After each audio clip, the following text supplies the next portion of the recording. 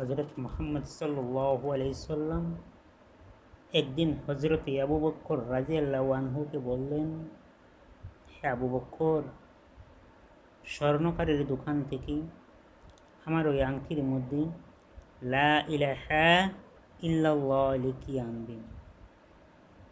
হজরত আবু বকর রাদিয়াল্লাহু আনহু রাস্তার দিকে যাইতেছিলেন আর মনে মনে চিন্তা করতেছিলেন যে মুহাম্মদ সাল্লাল্লাহু আলাইহি সাল্লামকে এত ভালোবাসি, আমার জীবন থেকে, আমার জান মাল থেকে, মা বাবার থেকে, আত্মীয় স্বজন থেকে, সব কিছু থেকে মুহাম্মদ সাল্লাল্লাহু আলাইহি সাল্লামকে আমি সবচেয়ে বেশি ভালোবাসি। তাই আমি মনে মনে চিন্তা করলাম, যেটি নবী সাল্লাল্লাহু আলাইহি সাল্লাম বলেছেন যে এই আংটির মধ্যে স্বর্ণকারের কাছ থেকে লা ইলাহা ইল্লাল্লাহ লিখিয়ে আনার জন্য আমি তার সাথে মুহাম্মদ রাসূলুল্লাহ শব্দটি লিখিয়ে আনব। তাই তিনি যখন স্বর্ণকারের কাছে গেলেন, গিয়ে বললেন, হে স্বর্ণকার ভাই, ওই আংটির মধ্যে লা ইলাহা ইল্লাল্লাহু আর তার সাথে মুহাম্মদ রাসূলুল্লাহ শব্দটি আমাকে লিখে দিবেন। স্বর্ণকার তা লিখিয়ে দিলেন।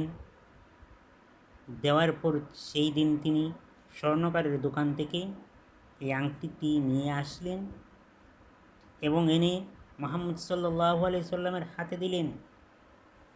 দেওয়ার সাথে নবী সাল্লাল্লাহু আলাইহি সাল্লাম দেখলেন এই আংটির মধ্যে লেখা লা ইলাহা ইল্লাল্লাহু মুহাম্মাদুর রাসূলুল্লাহ, তার নিচে লেখা আবু বকর রাদিয়াল্লাহু আনহুর নাম।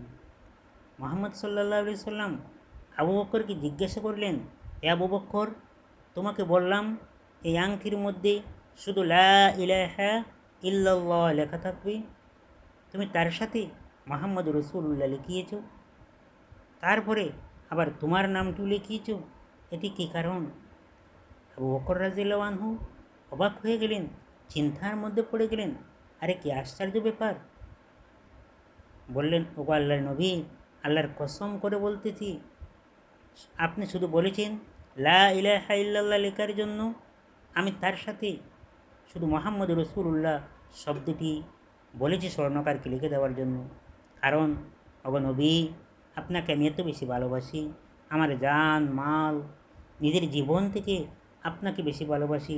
তাই আপনি বলেছেন লা ইলাহা ইল্লাল্লাহ লেখার জন্য, আমি তার সাথে আপনার